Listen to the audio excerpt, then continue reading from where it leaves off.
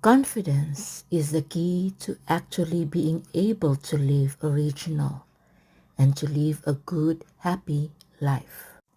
Confidence is the difference between average and great. I believe you can be great. It's not always easy, but if you can develop a strong sense of confidence, you'll take a huge step toward greatness. Reaching a point where we can really be confident does not always happen quickly. To get to that place, we sometimes have to face our fears, think through what we need to do, tell ourselves to just get courageous and take a step of faith, then believe it will work out well.